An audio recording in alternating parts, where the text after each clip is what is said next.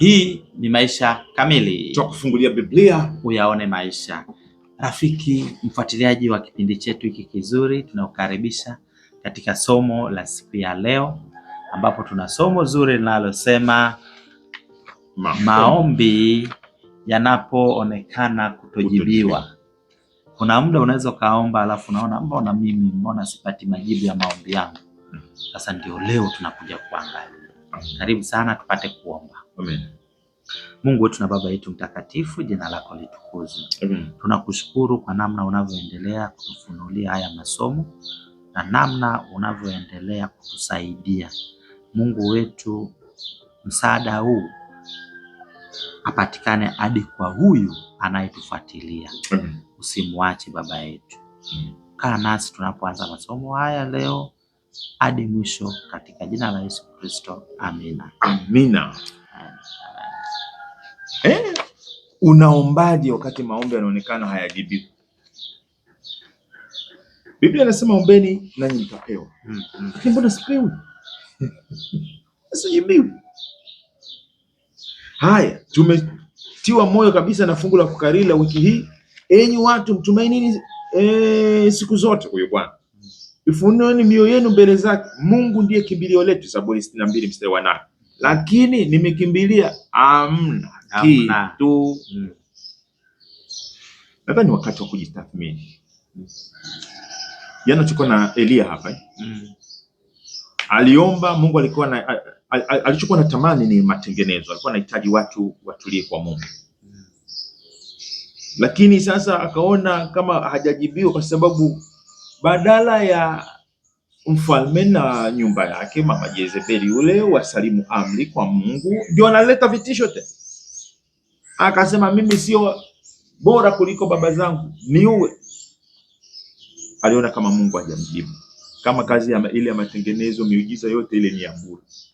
Kumbe kazi bado ndio kwanza ilikuwa imeanza na bado kazi inaendelea.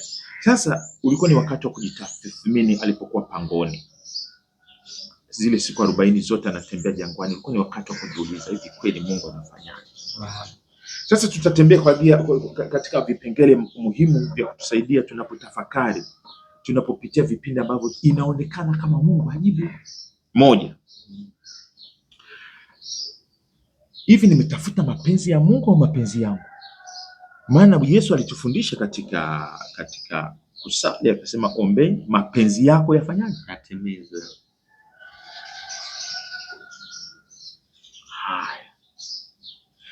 Vile vile Yakobo ametuonya katika Yakobo sura ya 4 mstari wa 3 ya kwamba wakati mwingine tunaomba hatupokei kwa sababu tunaomba kwa tamaa zetu mbaya.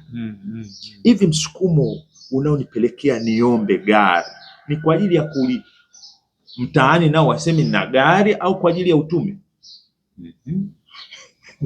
Natoa mfano nalo lipo. Hivi kuna dhambi ambayo bado ninaishikilia, ambayo hata nikibarikiwa hii mibaraka itayeyuka. Hivi Mungu anaweza akajaza kikombe wakati kimeshatoboka? Amna. Kwa lugha nyingine, hata mibaraka ikija hutaiona. Mahali pengine anasema kama ningelikuwa na dhambi usingesikiliza dua yangu. Kwa hiyo dhambi pia, na dhambi hasa inayozungumza hapa ni aina gani? Ni ile ambayo Mungu amekushuhudia. Inawezekana hata mtu wa kwanza, wa pili, wa tatu, Mungu amekuja kukwambia, bwana, hii mbona hii haiko vizuri?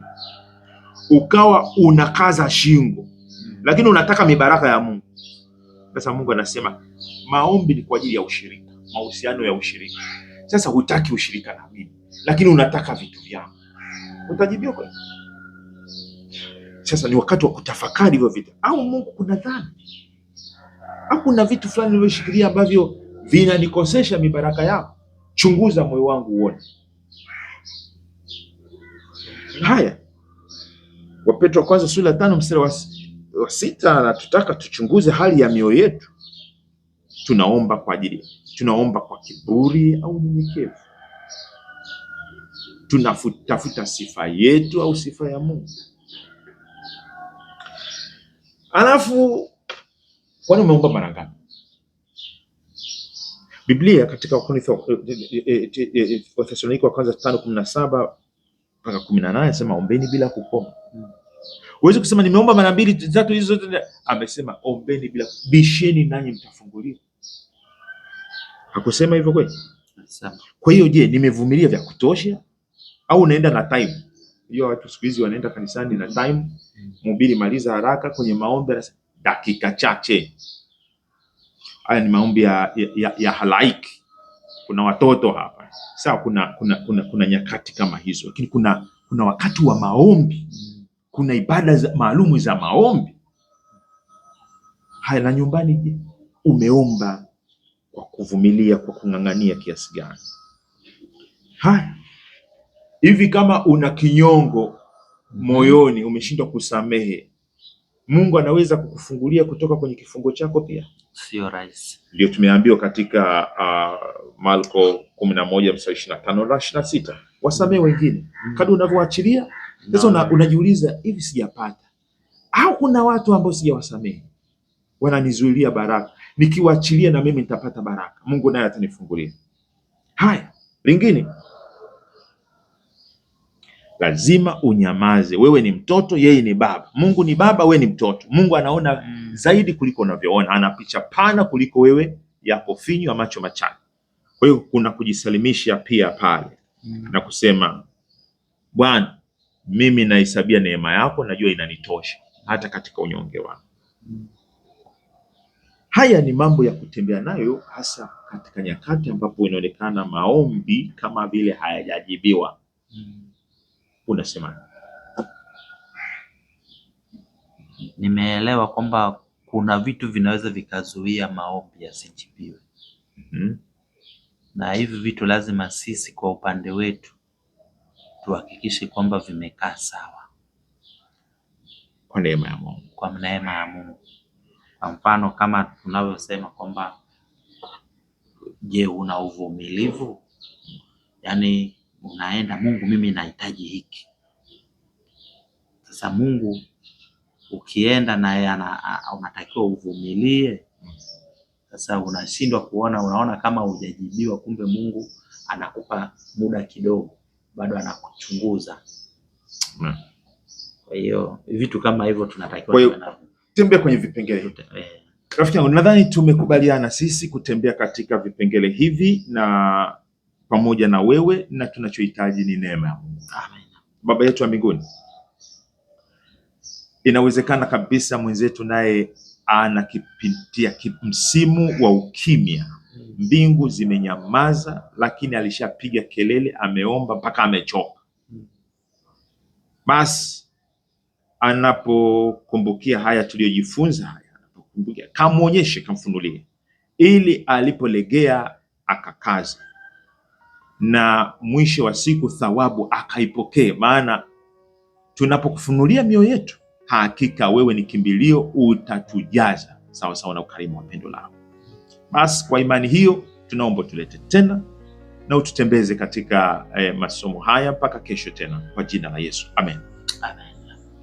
Basi mfuatiliaji wetu, hapo ndipo tumefika mwisho kwa siku ya leo, ambapo tumeona pale maombi yanapoonekana kutojibiwa ni kwa sababu gani. Tumeyaona hayo sababu. Sasa Mungu atujalie neema yake.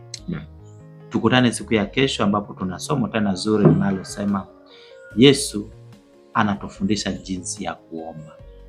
Muda fulani tunaweza tukawa tumeomba tofauti, yupo tayari kutufundisha. Kwa siku ya leo tunaahirisha, tukutane kesho. Mwenyeji wako ni mimi Geoffrey Omondi, nami ni Enos Mwakalindile. Tukutane kesho. Karibu sana.